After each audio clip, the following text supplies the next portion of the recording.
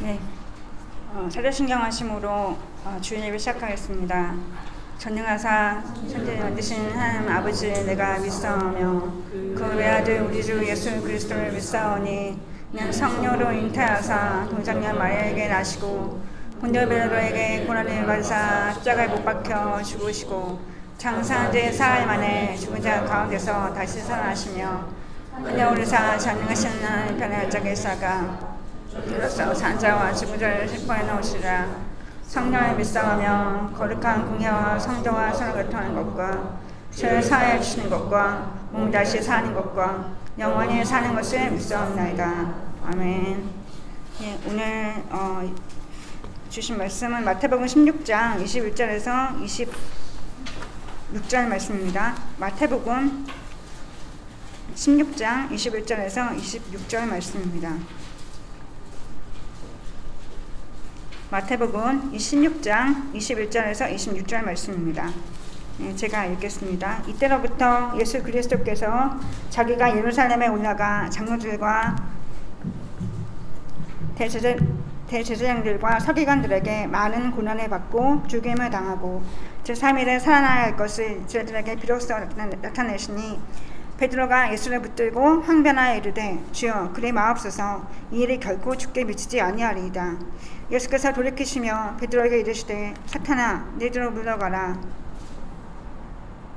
너는 나를 넘어지게 하는 자로다. 네가 하나님의 일을 생각하지 아니하고 도리어 사람의 일을 생각하는도다 하시고 이에 예수께서 제자들에게 이르시되 누구든지 나를 따라오려거든 자기를 부인하고 자기 십자가를 지고 나를 따를 것이니라. 누구든지 제 목숨을 구원하고자 하면 잃을 것이요 누구든지 나를 위하여 제 목숨을 잃으면 찾으리라. 사람이 많이 온천하를 얻고도 제 목숨을 잃으면 무엇이 유익하리요? 사람이 무엇을 주고 제 목숨과 바꾸겠느냐? 아멘.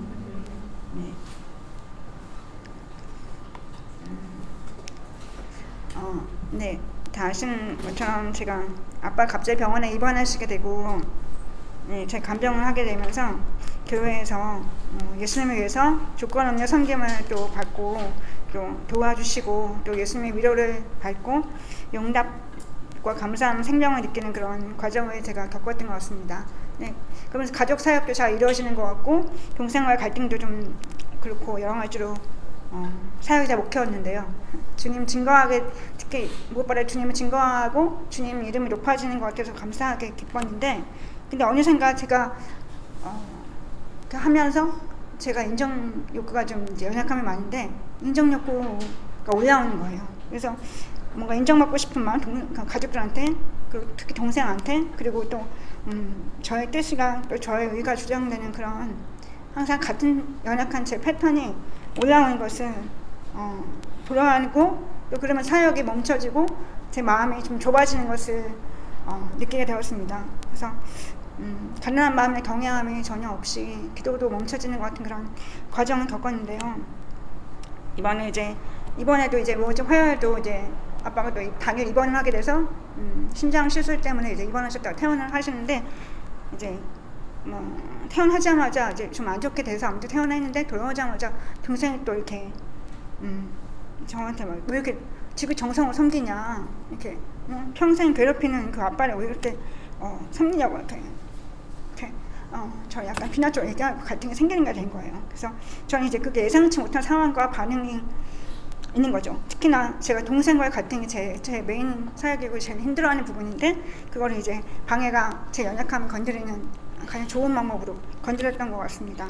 근데 제가 너무 힘들고 이제 하루 종일 힘들고 그랬던 요즘은 또 힘들 때라서 방해가 있음에도 불구하고 분별하려는 그런 기도나 이런 것들이 안 되고 동생한테 오히려 물어보고 어떻게 해야 될 것 같냐고 이렇게 물어보고 주님 앞에는 제대로 나아가지 못했던 것 같습니다. 근데 그래도 금요 묵상 모임 때도 그걸 나눴고요. 근데 어제 이제 밤에 예배인도 기도 이제 준비하면서 기도하면서 제대로 보게 된 것 같아요. 그래서 차분한 기도하면서 좀 묵상 기도 그 책도 보면서 했을 때 좀 제 안에 이제 차분한 마음이 좀 들고 좀 이렇게 다시 새로운 이제 사역에 대한 안목이 조금 생기면서 동생이 그렇게밖에 말할 수 없는 그런 재정에 대한 압박감과 또 상처, 또 아빠에 대한 상처, 또 어려운 마음에 대한 그런 것이 보이고 좀 또 엄마가 더 어려워지시니까 좀 이렇게 집안이 좀 힘들어지고 그런 마음들을 이제 헤아리게 되면서 또 주님 마음 받아가는 과정을 겪으면서 엄마하고 동생한테 어떻게 사역해야 할지, 그리고 또 아빠를 섬기면서 또 엄마하고 동생을 어떻게 섬겨야 할지를 좀 보여주시는 것 같고, 또 주님의 마음이 특히나 이렇게 중요할 때 이렇게 가난한 마음 도와주셔야 되는 그런 제일 힘든 상황에서 주님의 안목과 주님의 생명이 제일 필요하다는 생각을 하게 되었던 것 같습니다. 그래서 아빠 섬기는 과정도 너무 힘들고 매일매일 똑같이 집에서 똑같이 간병인처럼 이렇게 살고 이렇게 했을 때도 너무 힘들고 지친다는 생각밖에 안 들었었는데, 기도하면서 마음이 제 구체적인 마음과 연약함을 바라보게 되면서 예수님을 위해서 섬겨야겠다 이렇게 생각하니까 밤에 이제 아빠가 항상 이렇게 네, 고맙다고 이렇게 말씀을 하시는데, 네, 그것도 이제 좀 짜증이 났거든요. 뭐 고맙다고 하지 말고 빨리 이렇게 소변지도 그렇게 영화처럼 모든 것이 다 빨리빨리 회복되지. 그래서 아빠도 할 수 없는 건데 제가 괜히 마음속에 짜증이 많았었는데 고맙다는 말이 좀 어제 기도하면서 또 오늘 아침에도 또 한 차례 치르고 왔는데 하면서 이렇게 좀 고맙다는 말이 좀 예수님이 위로하시는구나. 네, 예수님이 네 진심을 섬기라고 격려해 주시고 위로해 주시는 그런 말이라고 그 통해서 그렇게 새롭게 들리는 것 같습니다. 네, 그래서 제가 이제 섬길 때 주님을 특히 또 아침 예배 드리면서도 느끼는 건데 생명으로 섬겨야 되겠구나. 그리고 제가 원치 않는 상황과 사역이 마음이 올라올지라도 주님을 위해서, 주님의 생명을 위해서 증거하고 섬겨야 되겠다 생각을 했습니다. 오늘 말씀에 그 십자가를 오늘 금요 묵상모임 때 몇 주 전에 나눴던 말씀인데요. 자기 십자가를 지고 나를 부인하고 따르라고 하셨는데 영어로 보면 이제 come after라고 저는 항상 주님 앞에서 이렇게 설치는 것 같은데 항상 뒤에서 주님 뒤에서 따라오라고 하시는데 그 따라오는 방법이 저의 십자가를 지고 저를 부인하고 하는 건데 저는 이제 제 연약함을 항상 올라오니까 어떤 특히 힘들 때 방해와 연약함이 올라오니까 저를 부인한다는 것은 저에게 저의 연약함을 알아보고 구체적인 마음을 돌아보고 살피고 계속 그 연약함을 다뤄가는 과정이라고 생각합니다. 그래서 저처럼 연약함이 힘들고 어려울 때 연약함으로 돌아가지 않고 주님의 생명으로 섬기고 싶은 마음이 들도록 자기 십자가를 직면하고 그 십자가를 위해서 섬길 수 있는 마음을 주시도록 같이 예배를 위해서 기도하고 싶습니다. 같이 기도하시겠습니다.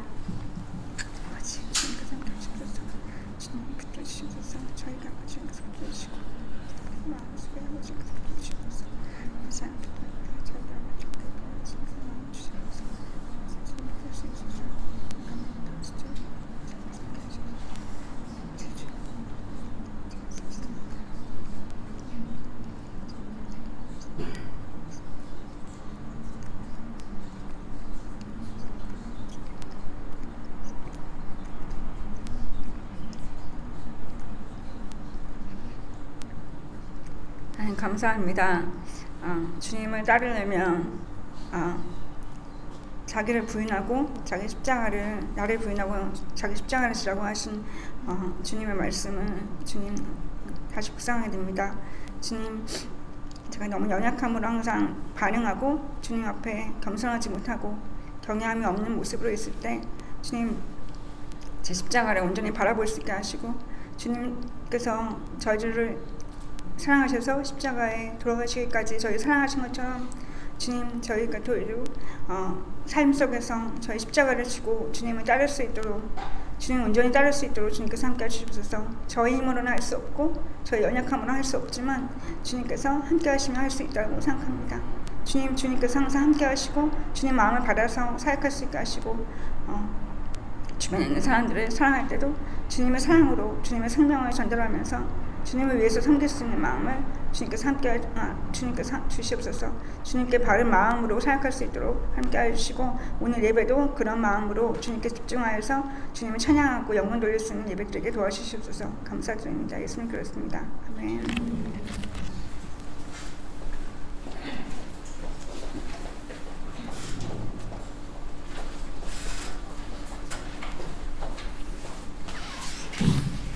오늘 찬양 언제나 예수님과 동행하고 싶다는 마음으로 두 곡을 골랐고요.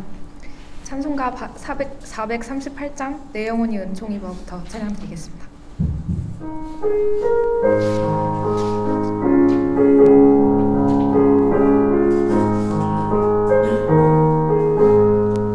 내 영혼이 은총 입어 중한 죄짐 벗고 오니 슬픔 많은 이 세상도 천국으로 화도다. 할렐루야 찬양하세. 내 모든 죄 사함받고 주 예수와 동행하니 그 어디나 하늘나라. 주의 얼굴 뵙기 전에 멀리 뵈던 하늘나라. 내 맘속에 이루어지니 날로 가깝도다. 할렐루야 찬양하세. 내 모든 죄 사함받고 주 예수와 동행하니 그 어디나 하늘나라. 높은 산이 거침들이 조막이나 콩벌이나 내 주 예수 모신 곳이 그 어디나 하늘나라. 할렐루야 찬양하세. 내 모든 죄 사함받고 주 예수와 동행하니 그 어디나 하늘나라. 주의 집에 거하는 자 찬양드리겠습니다.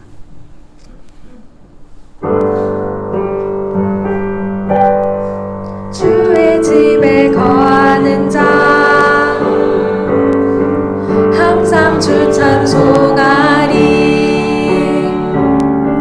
시온의 대로가 있고 힘없는 자 복이 있네. 주의 집에 거하는 자 항상 주 찬송하리. 시온의 대로가 있고 힘없는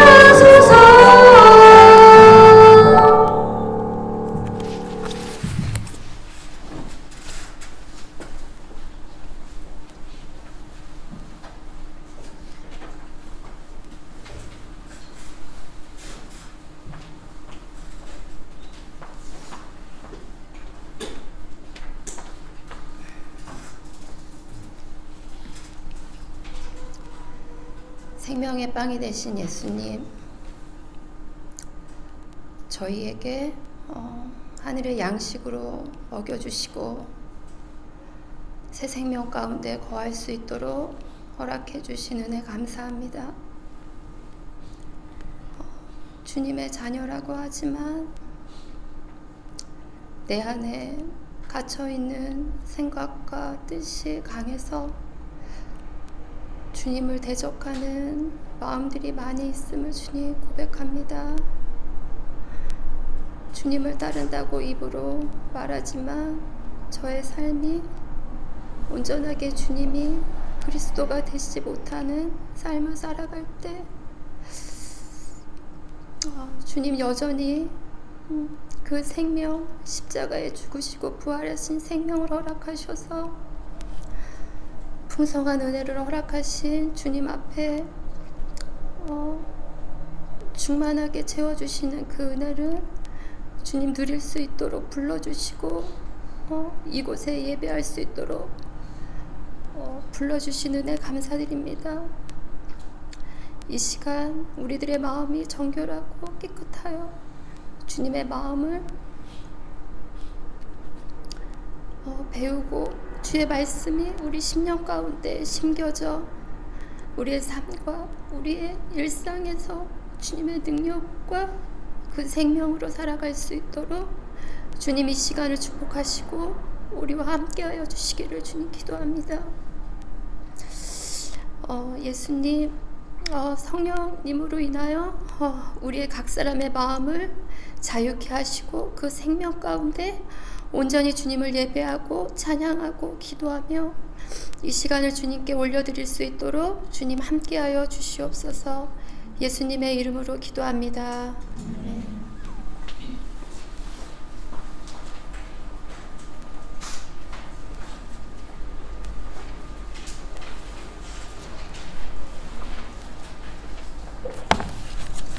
네, 성경 말씀 마가복음 14장 39절에서 42절입니다. 마가복음 14장 39절에서 42절입니다. 보통 이제 성경에 소제목으로 해서 단락으로 생각하면 32절부터인데요.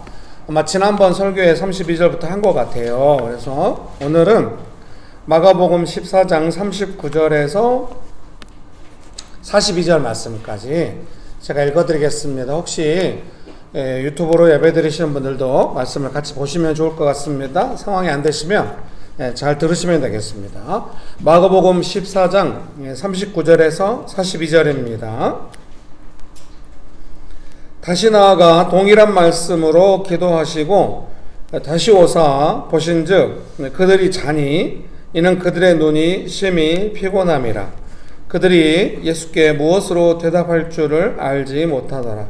세 번째 오사 그들에게 이르시되 이제는 자고 쉬라 그만 되었다. 때가 왔도다. 보라 인자가 죄인의 손에 팔리느니라. 일어나라 함께 가자. 보라 나를 파는 자가 가까이 왔느니라. 아멘. 좋으신 예수님 은혜를 베풀어 주셔서 감사합니다. 하나님 아버지 간절히 의지합니다. 성령 하나님 이날 아침에 충만하게 역사해 주셔서 감사합니다. 예수님의 이름으로 기도합니다. 아멘. 네, 설교문을 참조하셔서 함께 하시면 되겠습니다. 오늘 설교문의 제목은 예수님의 기도 이렇게 정했습니다. 성경에 기록된 예수님의 기도를 보면서 우리는 배울 수 있습니다.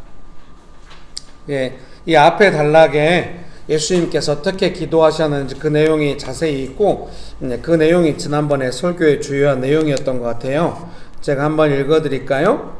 33절, 34절입니다. 베드로와 야고보와 요한을 데리고 가실새 심히 놀라시며 슬퍼하사 말씀하시되 내 마음이 심히 고민하여 죽게 되었으니 너희는 여기 머물러 깨어 있으라 하시고 조금 나아가서 땅에 엎드려 될 수 있는 대로 이때가 자기에게서 지나가기를 구하여 이르시되 아빠 아버지여 아버지께는 모든 것이 가능하오니 이 잔을 내게서 옮기시옵소서. 그러나 나의 원대로 마시옵고 아버지의 원대로 하옵소서 하시고. 네, 이게 이제 그 예수님의 주요한 기도의 내용이셨죠. 그래서 우리는 예수님의 기도를 보면서 배울 수 있습니다.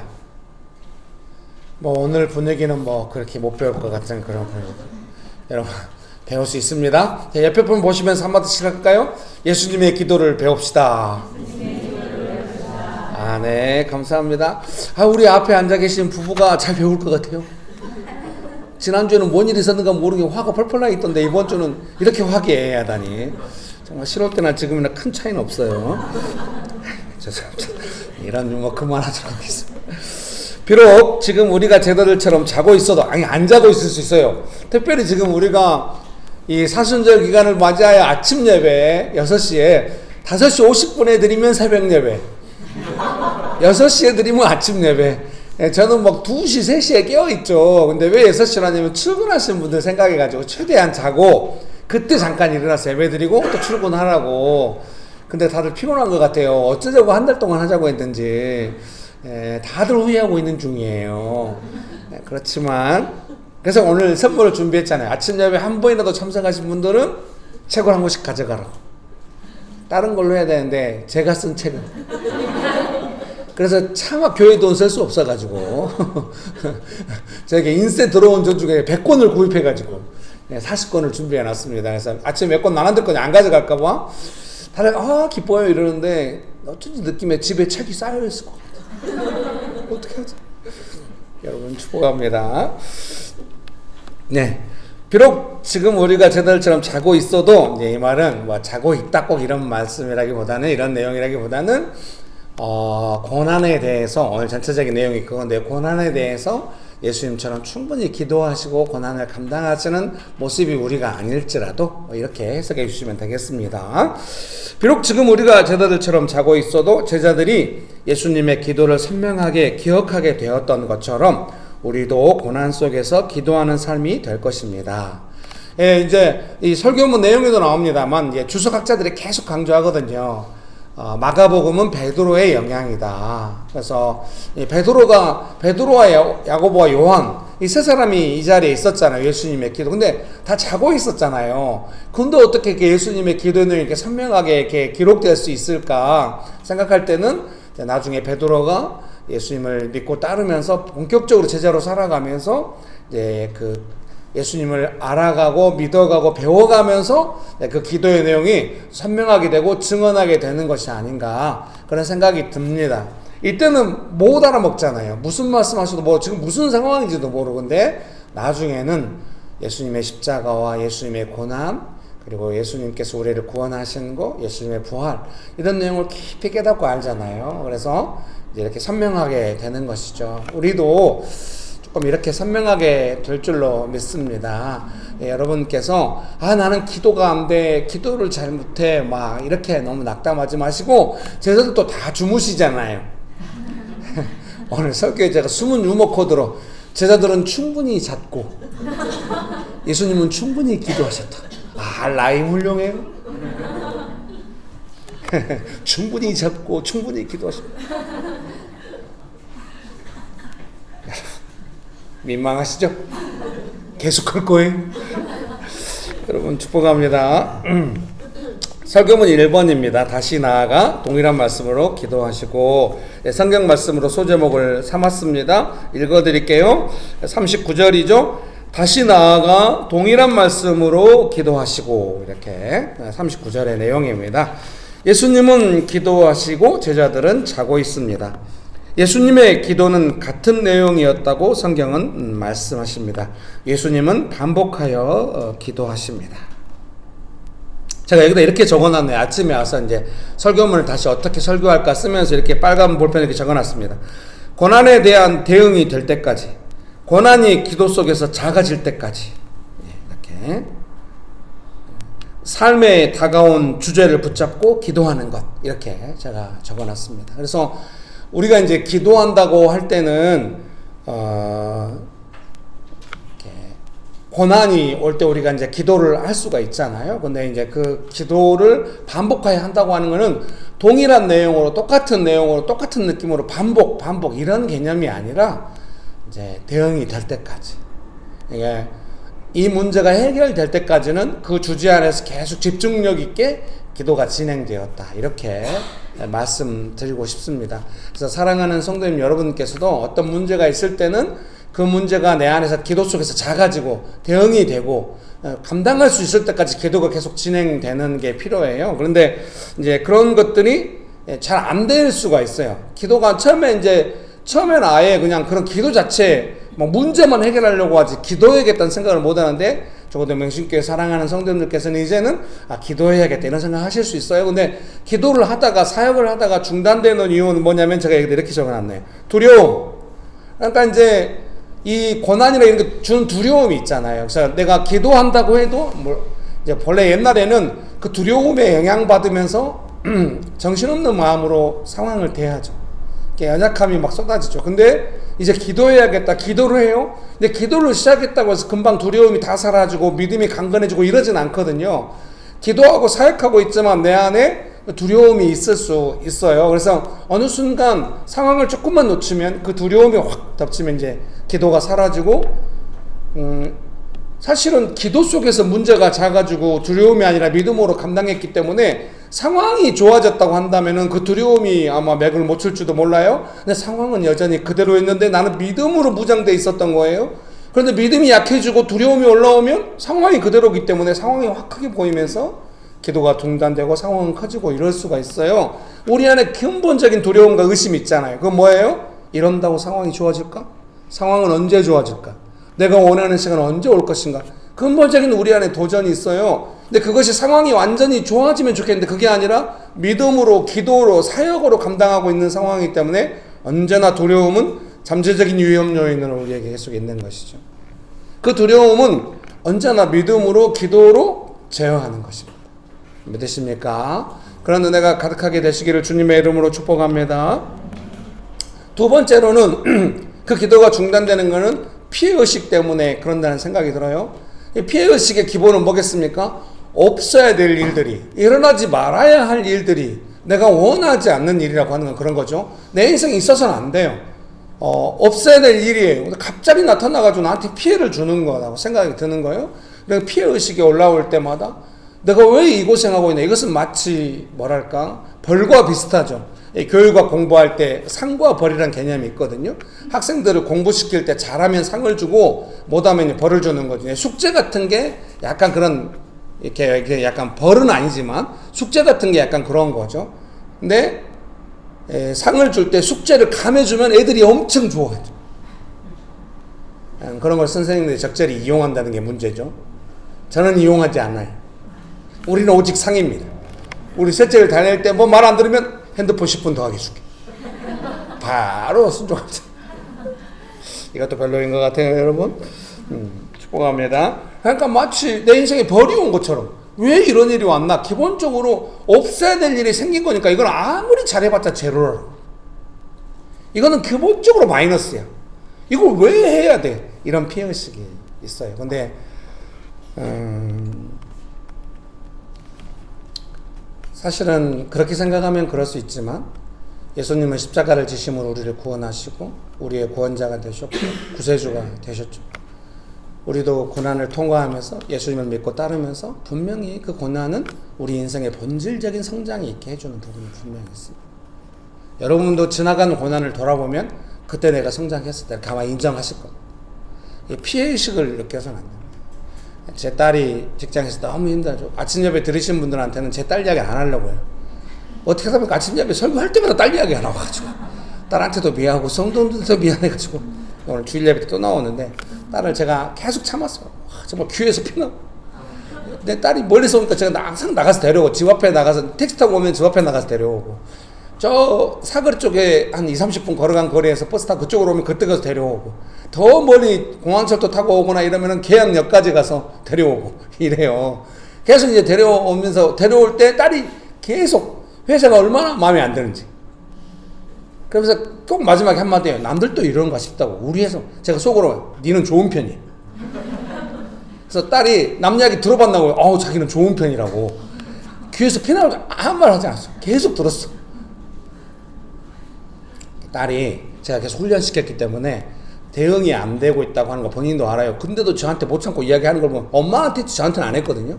저한테 하는 거 보면 얼마나 차고 넘쳤는지 그래서 들었어요. 듣다가 어느 날 한 번 제가 뭐라고 했어요. 뭔 피해의식이요. 이제 직장 상사로 다 싸울 판이요. 정신 차려. 딱 이 한마디 했어요. 예, 정신 안 차려. 딸도 나이가 멀었어요. 정신 안 차리고 저를 피하지 않아요. 웃으면서 대해. 그러나 방어력이 엄청 높아져가지고 그 이야기를 더 이상 못하게 만들고 있다는 느낌이 들었어요. 계속 아픈 마음으로 기도했어요. 이번 주말이 오면서 조금 제가 생각했어요. 딸이 두려워하고 있구나. 그래서 일부러 더 데리러 나갔어요. 데리고 이번에 또 이제 아무 말 하지 않았어. 그러면 제 마음의 기도가 뭐냐면 딸이 두려워하지 않게. 애가 방법이 없다고 생각하니까 막 사람을 찾는 거예요. 옛날 자기 친구들 그때 아무 말 하지 말았어요. 옛날 친구들하고 뭐 파자마 파티인가 뭔들 한대요. 고등학교 동창들하고 이제 여자애들 모여. 제가 지나가는 말로 너네들은 주로 인생이 안 풀리면 모이더라. 그런 말 왜 했는지 모르겠어. 네, 축복합니다. 네, 제가 준비했어요. 딸이 이제 막 계속 11시에 퇴근하고 이랬는데 그 다음날 오전에 좀 시간이 있길래 아내랑 저랑 그 발견한 이마트 맛집이 있거든요. 이마트에 식당이 3개가 있는데 쭈꾸미 볶음 최고야. 그래서 그 집을 데리고 왔죠. 아내랑 같이 가서 쭈꾸미 볶음 3명이 갔는데 요리 4개 시켰어. 전형적인 먹방 스타일. 해물 순두부도 시키고 쭈꾸미 2개 시키고 아내랑 딸이 좋아하니까 고등어 구이도 시키고 이렇게. 딸이 너무 딸 생일이었거든. 네, 한 주 뒤나 생일인데 그때 바빠가지고 미리 희라가 축하한다 이러면서 이랬더니 마음이 많이 풀어지고 좋아진 것 같습니다. 피해의식. 그렇게 그 직장 들어가고 싶어 했지만 들어가서 어려우니까 마치 모든 사람들이 나한테 피해를 입힌다. 직장의 업무, 정상적인 업무도 있을 것이고 상사들이 막 무책임하게 떠넘긴 것도 있을 것입니다. 피해의식이 막 쌓이는 거죠. 어쩔 수 없죠. 그 두려움과 피해의식 이 부분에 대해서 딸이 좀 벗어난 것 같아요. 제가 계속 말했거든요. 그만두라고 빨리. 그래서 진짜로 그만두란 말이 아니라 진짜로 그만두려고 하니까 딸도 이제 자기 앞날을 생각하잖아요. 진짜 그만두라는 게 아니라 피해의식 갖지 마라. 부모를 향해서도 피해의식 가질 판이에요. 딸의 표정이 왜 나를 못 그만두게 막 이런 표정. 아니야, 네가 원하는 대로 해. 또 도와줄게. 기도하고 있어. 이렇게 진단하는. 축복합니다. 예수님은 반복하여 기도하십니다. 다가올 고난에 대해서 예수님은 기도하십니다. 우리의 기도를 생각하게 됩니다. 내가 원치 않는 일이 일어나고 있을 때 기도는 집중력 있게 반복되는가 생각합니다.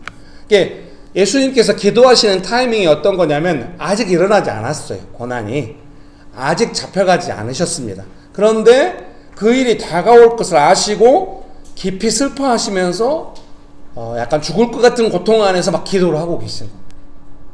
사실 우리는 그 고난이 다가온다고 느낄 때 저 멀리서 저 일이 나를 어떻게 괴롭힐 것인가에 대해서 느낌이 있고 알 때 얼마나 막상 그 일이 닥치면 어떻게 지나갈지 모릅니다. 지나고 나면은 뭐 별일 아닐 수도 있고 심지어. 근데 그 일이 다가온다고 느낄 때 얼마나 우리가 두려워하고 힘들어하는지 모릅니다. 이미 그때는 승패가 결정돼가지고 기도가 안 돼요. 근데 예수님은 다가올 일에 대해서 정면으로 이렇게 막 기도하고 계시는 것입니다. 여러분도 뭔가 다가오고 있고 다가오는 일들에 대하여 어떻게 기도할 것인지 여러분 축복합니다. 아무래도 제 핸드폰이 아닌가 싶습니다. 혹시 울리거든. 여러분 아무 걱정하지 마시고 계속 들어주세요. 여러분 축복합니다. 예수님의 기도에 대해 IVP 주석은 이렇게 말합니다. 졸고 있던 제자들, 특히 베드로가 예수님의 말씀을 듣고 기억해서 마가에게 전해주었음이 틀림없다. 이게 마가는 베드로의 이렇게 양육 안에 있었다. 이것이 이제 주석학자들이 계속 이야기하는 거예요. 베드로는 예수님의 기도를 기억했고 우리는 성경 말씀을 통하여 예수님의 기도를 듣고 배웁니다. 무엇을 배웁니까? 고난에 대한 기도, 고난이 다가올 때 우리의 모습, 그리고 기도, 예수님의 모습과 어떤 그런 것들을 보면서 우리가 배우는 거예요. 제자들이 왜 이것을 자세히 기록해 놓았겠습니까? 자신들도 예수님을 믿고 따르면서 고난 가운데 기도하면서 더욱더 생각났겠죠. 예수님이 말씀하시거든요. 나중에는 생각날 것이다. 알게 될 것이다. 제자들은 성령 받고 알게 되었죠. 그러니까 선명하게 막 너무 선명하게 떠올랐겠죠. 성령께서도 역사하셨겠지만 그때 예수님이 이렇게 하셨다. 그때는 자고 있었고 막 정신없이 있었는데 나중에는 정신없이 있는 자기들 모습까지도 선명하게 떠올랐겠죠. 여러분 축복합니다. 그래서 아침 예배 때 늘 말씀드리면 되게 복음서가 디테일해요. 요한복음 같은 게 머리짓으로 이렇게 물어보라고 했다고 아주 막 선명하게 보이듯이 이렇게 제자들은 선명하게 정말로 우리가 2000년 지나가지고 지금 성경을 나눌 때도 정말 조심스럽게 있는 그대로 하려고 했었잖아요. 제자들은 얼마나 있는 그대로 하려고 했었겠어요. 자기들이 목숨 걸고 따르고 있는 일이기 때문에 여러분 축복합니다. 설교문 소제목 2번 enough입니다. 죄송합니다. 젊은 청년들 주로 사역해가지고 영어가 익숙해서 영어를 쓰고 있는데 제가 영어를 아냐 잘 몰라요. NIV 이렇게 묵상하고 있게 썼는데 혹시 마음에 안 드시더라도 양해를 부탁드립니다. 41절 말씀입니다. 읽어드릴게요. 세 번째 오사 그들에게 이르시되 이제는 자고 쉬라. 그만 되었다. 때가 왔도다. 보라 인자가 죄인의 손에 팔리느니라. 그래서 이 상반절을 NIV는 이렇게 번역을 했어요. Returning the third time.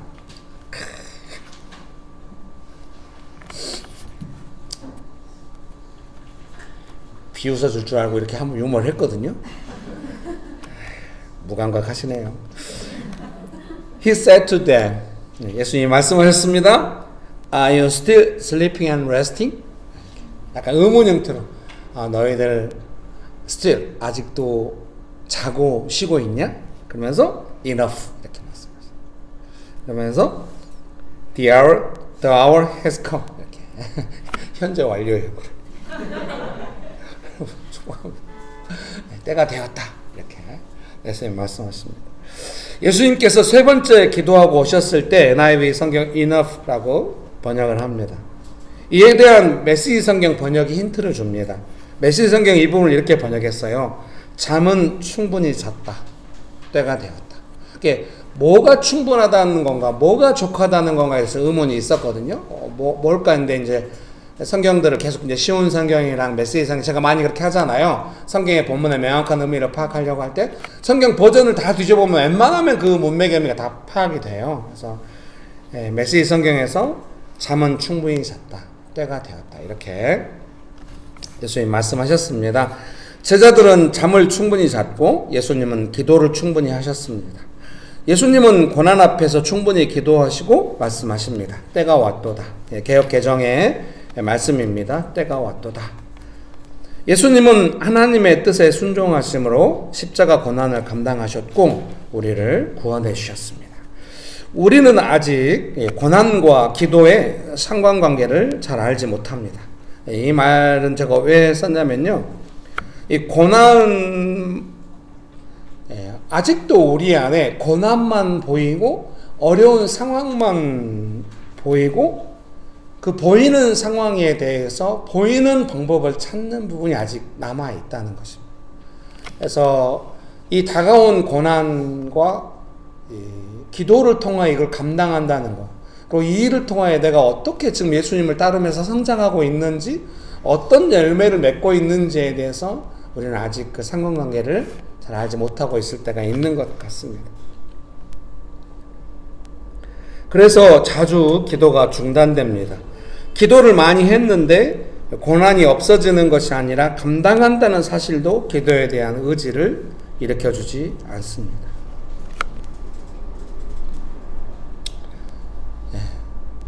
기도 열심히 하면은 막 고난이 사라질 뿐만 아니라 정말 잘 되고 소원 성취하고 막 이래도 지금 기도를 할까 말까인데 기도 열심히 하면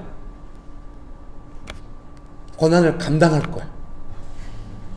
그리고 앞으로 더 고난이 올지도 몰라. 그때도 감당할 수 있어. 그럼 우리가 왜 그럼 기도를 해? 고난 자체가 없었으면 좋겠는데 기도를 도대체 왜 해? 고난이 없어지는 것도 소원 성취도 하는 게. 근데 고난 속에서 기도를 해서 감당한다는 건 뭐냐면은 기본적으로 좀 강건하게 해줘요. 강건하게. 늘 말씀드립니다. 강건하게 해줘. 그러니까 강건함에 뿌듯함이 있잖아요. 없어요? 제가 요즘 핸드폰에 그 건강 기능이 있다는 거 알았어요. 그걸 활성화시켰더니, 어플을 활성화시켰더니 계속 제가 핸드폰 갖고 걸어다닐 때마다 그 몇 보를 걷는지 보여줘요. 기본 뭐 10,000보는 뭐 순식간이에요. 오늘 아침에도 벌써 몇천 보 올라갔을걸요. 인천으로 이사 가니까 너무 쉬워. 전철 타고 버스 타고 왔다 갔다 하지만 왔다 갔다 해도 벌써 몇천 보가 됩니다. 근데 제가 그걸 체크하니까 또 제 성격상 어때요? 버스 기다리면서 기다릴게요. 예, 새로운 유머 개발해야 합니다. 예, 여러분 축복합니다. 그래가지고 이렇게 하는데 좋은 것 같아요. 더 활력 있어지고 좀 더 좋은 것 같습니다. 여러분 축복합니다. 막 무거운 거 들 때 막 희말탱이 없이 막 이랬는데 걷더니 들 때 강건함. 삶의 문제가 무거워서 감당도 못하고 조금만 무거워도 저 멀리 도망가고 이랬었는데 감당할 수 있어 이건 아니지만 어려움에 정신없어지는 것이 아니라 계속 기도하면서 예수님께 도움을 구하면서 예수님의 방법을 구하면서 문제에 좀 대응해 갈 수 있다는 거. 강건함. 되게 좋죠. 나도 좋고 주변 사람도 좋고. 여러분 축복합니다. 그러나 내가 가득하게 되시기를 주님의 이름으로 축복합니다. 그리고 안정감. 그 당황스러운 어려움이 왔는데 강건하게 하니까 얼마나 안정감이 있습니까? 본인은 그렇게 안정감을 못 느낄 거예요. 주변 사람들은 완전히 안정감을 느낄 거예요. 본인은 계속 믿음으로 싸고 있으니까 덜 안정감을 느끼겠지만 주변에 있는 사람들은 사실 여러분들은 정말 주변에 있는 사람들 사이에서 가장 믿음이 좋은 사람일 가망이 높거든요. 가정이나 직장에서. 근데 여러분이 불안정해하면 주변 사람 훨씬 불안정하겠죠. 제가 조금만 안정감을 잃어버리면 저희 셋째가 제일 안정감을 잃어버려요. 뭔 일이야. 예를 들면 기차가 올 때 좀 시간이 촉박할 때 여보 빨리 저 가야 돼. 같이 뛰잖아요. 딸이 뭐해 또 왜 뛰어 막 이러면서 막 뛰어. 우리가 안 뛰어야 돼요. 차분하게 가자 빨리 아침 예배 들으시는 분들은 아실 수 있어요. 흔들리지 않는 편안함은 침대만이 아닙니다. 우리의 믿음, 예수님의 사랑, 흔들리지 않는 편안함. 예수님의 사랑이 넓고 커서 흔들리지 않는 편안함. 여러분 축복합니다. 그런 은혜가 가득하게 되시기를 주님의 이름으로 축복합니다. 죄송합니다. 제 아내랑 제가 젊은 날에 연애할 때 선교단체에서 만나서 연애했거든요. 같이 간사하고도 했거든요. 다른 간사님 제 아내한테 그랬대요. 너는 기령제가 나타나면 갑자기 얼굴이 바뀐다고. 너무 환해지고 좋아지고 밝아지면서 한다고 그 이야기를 들었습니다. 그런데 30년이 흘러서 50대 중반이 되어서 저는 아내가 나타나면 갑자기 밝아지고 평안해지고 안정감을 느끼고 아내랑 같이 걸어다니면 너무 힘이 없습니다. 딴 이야기 같습니다. 저희 교회 이제 제 책에 대한 광고지 포스터를 이렇게 붙여놨잖아요. 부끄럽습니다. 근데 좀 제가 출판사에 달라고 했습니다. 출판사 당황하더라고요. 포스터요? 옛날에 이런 포스터를 다 만들었거든요. 근데 출판사도 어려우니까 이게 안 하는 게 되게 많아졌어요. 기독신문과 인터뷰, 뭐 신문에 대한 광고 이런 게 많이 줄고 포스터 잘 안 만들라고. 근데 제가 한 10장만 보내달라고 했더니 아마 일부러 만들어서 보내준 것 같아요. 20장을 보내겠다 해서 10장만 보내달라고 해서 이제 교회에 이렇게 예배실이랑 유아실을 붙여놨어요. 왜냐하면 이 상가에 제가 책도 다 하나씩 나눠드렸거든요. 돌리고 이거 붙여놨냐면 이제 우리 교회에 대해서 궁금하면 이거 보시고 안정감을 가지라고. 그래서인지는 모르겠는데 저희 옆에 이제 그 어린이 논술 학원이 있잖아요. 항상 부모들이 와서 기다렸거든요. 애들 데려가려고. 어느 순간 안 기다리시네. 제가 기다리신 분 어머니한테도 혹시 교회 댕기신 할머니래요. 요즘 할머니들이 젊으셔. 손주 데리러 오시냐? 그렇대요. 교회 댕기시냐고 안 댕긴데 주변에 교회 댕긴 사람이 있냐고. 이때 그럼 이 책 한 권 갖다 드리라고 했더니 알겠다고 받아갔거든요. 옆에 그 사장님한테도 드렸고 갑자기 어머니들이 안 기다리시네. 여러분 축복합니다. 제가 외모가 조금 우락부락하게 생겨가지고 걸어다닐 때 사람들 피해 다녀야 됩니다. 근다고 해서 저 괜찮은 사람이 옷도 막 화려하게 입고 이렇게 다가오고 싶지 않아요. 제 스타일대로. 막 이렇게 울고. 그럼 주변 사람 다 피하면서 이렇게 예의 주시하는 느낌이 있어요. 제가 좀 충격받아요. 옛날에 그 부산에 강의하러 갈 때 그 가방 하나 들고 갔더니 형은 약간 노숙자 같이 생겼어. 그래 책에다 썼어요. 네, 전화 왔어요. 남들이 나를 알면 뭐라고 하겠냐고. 왜 그걸 쓰냐고. 미안해. 그냥 썼는데 그냥 내가 남들 보기 이렇게 편한가 보다 생각했는데 아우 이제는 그게 아니야. 50대 중반이니까. 아내랑 같이 걸어가면 그런 거 하나도 신경 안 씁니다. 너무 자유롭게. 아내는 언제나 저를 있는 그대로 용납하고 좋아해주고. 부끄럽습니다. 축복합니다. 사랑하는 성도님 여러분, 예수님의 사랑을 아침 예배 때 우리가 예수님의 사랑 안에서 계속 우리가 따뜻한 시간을 보내고 있는데요. 예수님의 사랑 안에서의 강건함과 안정감. 우리가 기도할 때 우리만 기도하는 게 아니잖아요. 성령께서 우리 연약함을 위해 기도하시고 예수님은 하나님 보좌 우편에서 우리를 위해 기도하고 있습니다. 예수님의 사랑과 강건함 안에서의 우리의 안정감, 이런 걸 누리실 수 있게 됩니다. 사실은 예수님께 우리가 붙어있기 때문에 잘 붙어 있어가지고 좋은 열매를 맺어가는 과정. 예수님도 고난을 감당하시면서 구주가 되셨고, 예수님을 따르는 우리를 향해서도 고난을 감당하라고 하셨기 때문에 우리는 그 시간 동안 예수님을 잘 믿고 예수님을 잘 따르고 예수님이 말씀하신 열매를 많이 맺는 그런 시간을 보내고 있는 것입니다. 여러분 믿으십니까? 그런 은혜가 가득하게 되시기를 주님의 이름으로 축복합니다. 3번입니다. 언제까지 기도할까? 기도하시는 예수님을 보면서 생각을 합니다. 먼저 가까운 사람들이 나의 고난에 전혀 도움이 되지 않을 때, 심지어 나도 힘든데 짐이 될 때, 집중력을 잃지 않고 같이 있을 수 있을 때까지 기도합니다. 내가 기도를 했다고 한다면 이런 상황이 있는 거죠. 상황이 놀랍게 변하지 않아도 가까이 있는 사람들과 같이 있을 수 있는 겁니다. 제자들이 나중에 예수님 그런 시간이었구나 이렇게 정말 기억하려고 애쓰고 죄송하고 감사하고 놀라고 이렇게 했던 것처럼 우리도 가까운 사람들과 가족들과 또 직장 안에서 그런 시간 보낼 수 있습니다. 제가 목사로서 제일 후회되는 것은 뭔지 아십니까? 갑작스럽거나 어떤 일이 왔을 때 제가 놀라거나 어려운 반응 보여가지고 옆에 있는 사람들이 그 일보다도 목사의 반응을 보고 더 실망하는 것 같을 때 깊은 괴로움과 목회를 빨리 그만둬야 돼 이런 생각을 가장 큰 낙담을 느낄 때가 그때입니다. 부모로서도 마찬가지죠.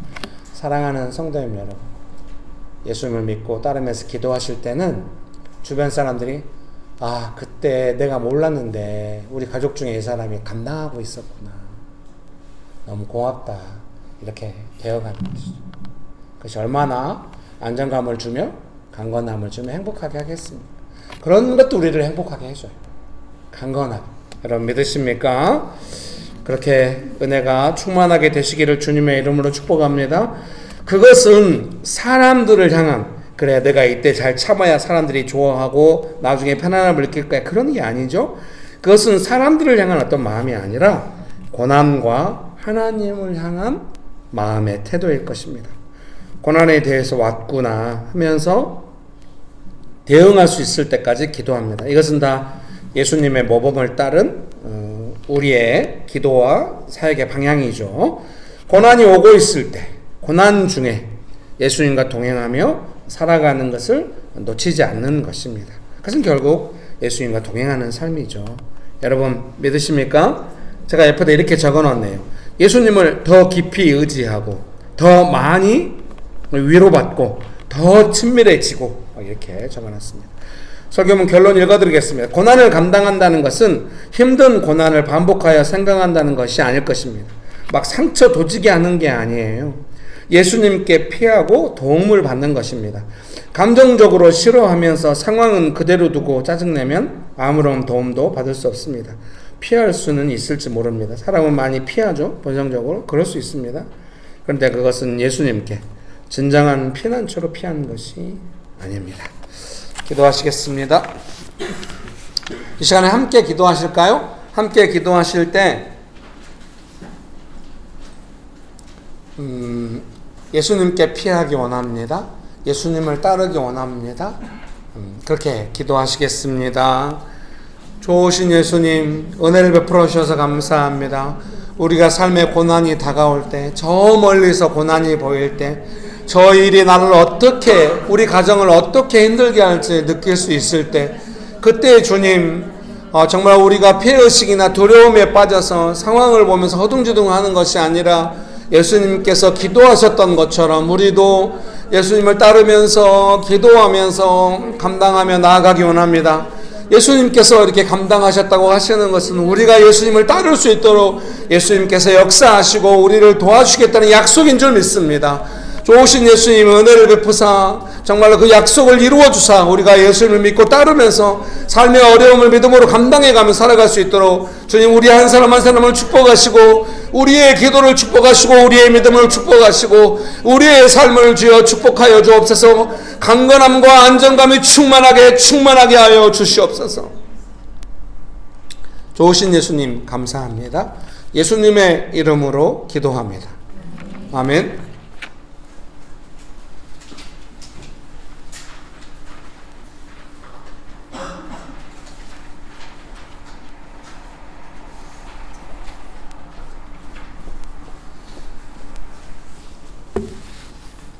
생명이 충만한 따뜻한 계절을 주시는 주님 감사합니다. 이러한 새로운 생명의 계절 모두 주님이 주신 것이지만 저희들 때론 이러한 사실을 잊어버리고 모든 것을 당연시 여길 때가 있습니다. 오히려 비교와 질투를 하고 가지지 못한 것에 대한 탐욕을 느끼는 순간도 있습니다. 주님, 우리들의 평범한 일상도 모두 주님의 계획하신 일들임을 믿습니다. 저희들이 질투와 탐욕에서 또한 멀어질 수 있도록 항상 저희를 이끄시고 인도하여 주시옵소서. 우리의 재정 또한 온전히 나의 능력으로만 일궈낸 것이 아닌 주님의 도움이 항상 함께한다는 것을 알고 있습니다. 재정에 부족함이 있을 때 때론 저희 연약한 마음으로 인해 시험에 빠지게 됩니다. 서로를 비교하며 이웃과 옆사람보다 조금 더 손해보았다는 마음으로 날카롭게 반응하지 않게 하나님 저희 모두를 보살펴 주시옵소서. 주님의 은혜로 우리 모두 그리스도 안에 항상 하나인 것을 믿사오며 우리 주 예수님의 이름으로 함께 기도드렸습니다.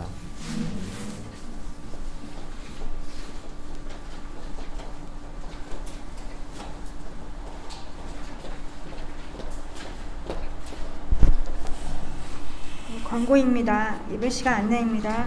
주일 예배는 오전 11시에 드립니다. 현장에서 예배를 들으시기 원하시는 분들은 오실 수 있습니다. 서울시 금천구 목건로 30 2단지 상가 206호입니다. 유튜브로도 참여하실 수 있습니다.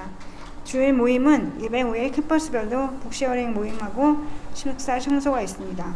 3월 도시사역 묵상 모임은 운수 용산, 양재, 서현, 상암, 상봉 등에서 진행하고 있습니다.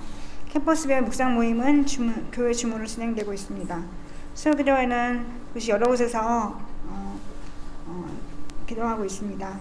아침 예배는 3월 매주 화수목금 아침 6시에 교회 주무로 진행하고 있습니다. 목사님 축도하심으로 예배 마치겠습니다.